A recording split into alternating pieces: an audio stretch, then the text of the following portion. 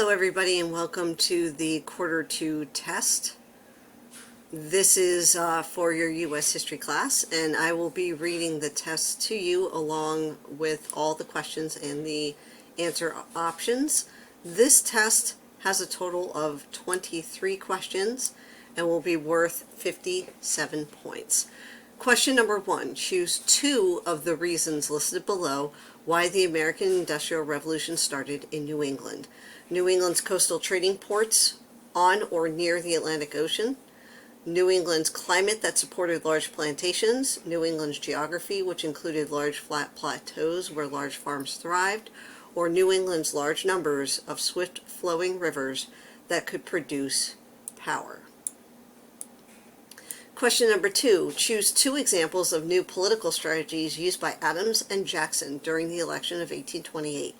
Barbecues, parades, songs, and rallies to encourage support for their campaign.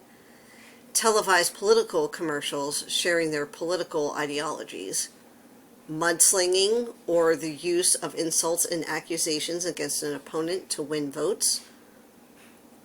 Wrote letters to Americans requesting their votes. Question number 3. In the 1830s, what issue led to a power struggle between the states and the federal government, as well as the threat of South Carolina seceding from the Union?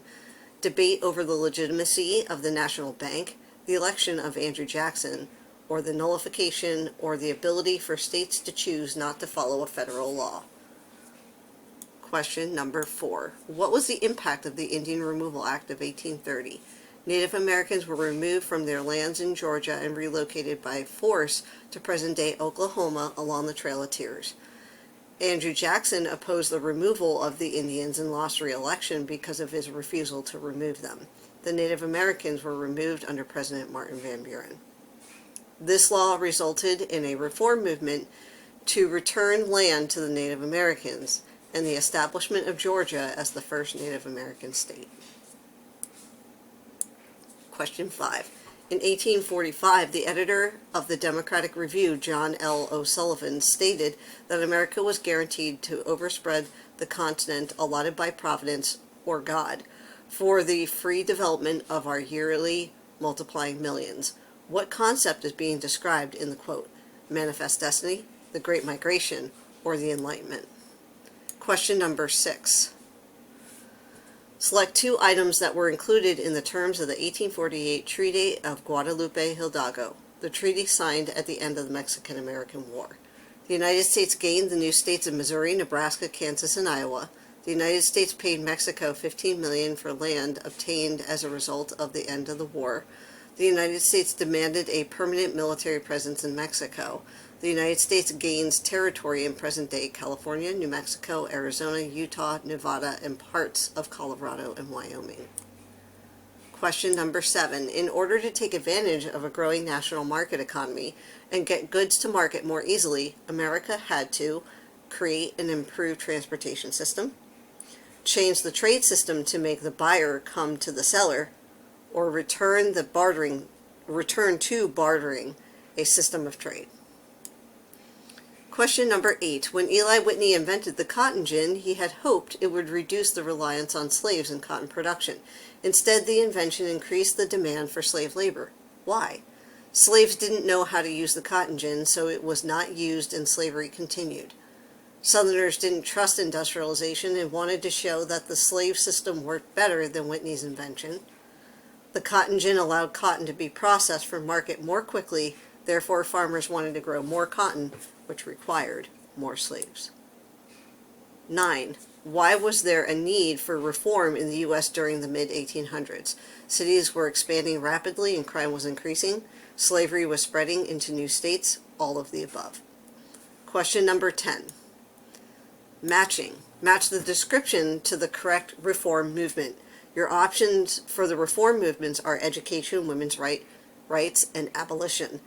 The descriptions are, this movement included leaders like Harriet Tubman and Frederick Douglass. It was focused on ending slavery in the U.S. The second description, Elizabeth Cady Stanton and Emma Willard, fought for equal rights for all, regardless of gender, as part of this movement. The third description, Horace Mann supported free public education in this movement to ensure our domestic republic would last. Question 11, match the following events that led to the Civil War. The options of the events are Compromise of 1850, Kansas-Nebraska Act, and Dred Scott court case. The descriptions of those events are over here, the first one being a law passed that allowed popular sovereignty in Western territories that led to violence and political corruption. The second description, ruling that denied African American citizenship and Congress could not prohibit slavery in the new territories. The third description, law passed to settle the dispute over the status of slavery in land gained from the Mexican-American War. Question 12, identify the cause and the effect in this scenario. Because A, comma, South Carolina decided to B. What options below correctly fill in the blanks A and B in the statement above? A, Jefferson Davis was elected president. B, fight for the capital to be moved to their state. A, Abraham Lincoln was elected president. B, secede from the United States. A, Abraham Lincoln was elected president. B, remain a part of the United States. 13. Why did Lincoln establish martial law in Maryland, a border state, at the start of the Civil War? He was so angry over the secession of South Carolina that he became a military dictator, establishing complete control over the states remaining in the Union. Maryland also contained Washington, D.C., the nation's capital. If Maryland seceded from the Union, the capital would be surrounded by the enemy. He wanted to take control of Fort Sumter so it could be resupplied. Match the Civil War battle to its importance. The battles are the attack at Fort Sumter, Gettysburg, and Appomattox Courthouse. The first description is considered the start of the Civil War. The second, where General Lee surrendered to General Grant, ending the Civil War. And the third, major turning point of the war that signaled the South had little chance to win the war because of loss of life and no hope of gaining foreign support. Question number 15. What documents includes the following quote? All persons held as slaves within any states that are in rebellion against the United States shall be thenceforward and forever free. The Emancipation Proclamation, the 13th Amendment, or the Gettysburg Address. Question 16 includes the text of the entirety of the speech of the Gettysburg Address. What was the main idea of Lincoln's Gettysburg Address speech? A portion of the speech is included above. This is the portion right here that we want you to focus on.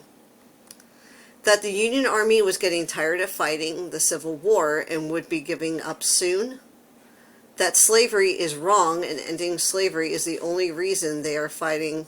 That slavery is wrong and ending slavery is the only reason they are fighting the Civil War. Or that the United States was built on ideas of democracy and equality for all, and that the war is being fought to ensure the government and nation continue to exist. Question 17. Select 3 ways women supported the war effort and home front during the Civil War. Running for political office, managing family businesses and farms while the men were at war, establishing new nursing organizations and caring for the sick and wounded, serving secretly as soldiers and spies. Question 18. Match the law passed during Reconstruction to the correct description of what that law states. 13th, 14th, and 15th Amendments are your legal or law choices, and the descriptions of each are: granted African American males the right to vote, granted citizenship to African Americans, made slavery illegal. Question 19. How did the Compromise of 1877 end Reconstruction? It approved a recount of the 1876 election and eliminated debt of Southern states. It ended Reconstruction by removing federal troops from the South in return for approving Rutherford B. Hayes as president.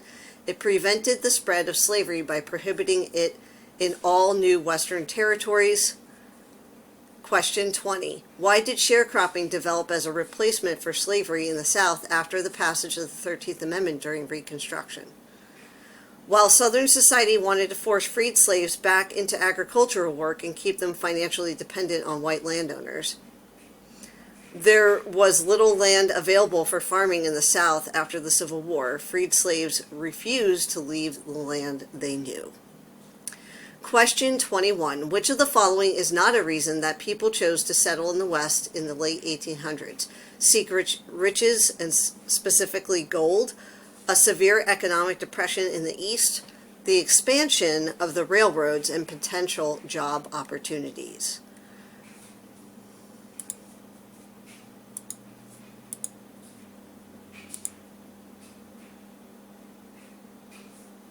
The Homestead Act of 1862 offered 160 acres of free land to farmers who would improve it within 5 years.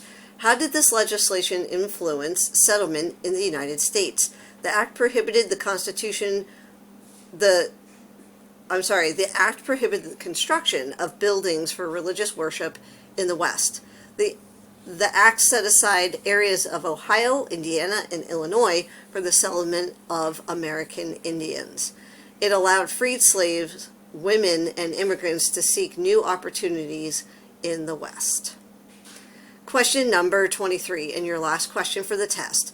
A change in policy towards American Indian nations occurred around 1880 when Congress passed legislation that returned the land to the Native Americans, recognizing past wrongs to their people and in an effort to preserve their culture. The U.S. government tried to assimilate Native Americans through education and the Dawes Act. The U.S. government decided to exterminate the remaining Native Americans in the West. Good luck on your test. Don't forget when you get to the end to click Submit Quiz so that your assignment, your assessment will be sent to your teacher in the gradebook. Good luck.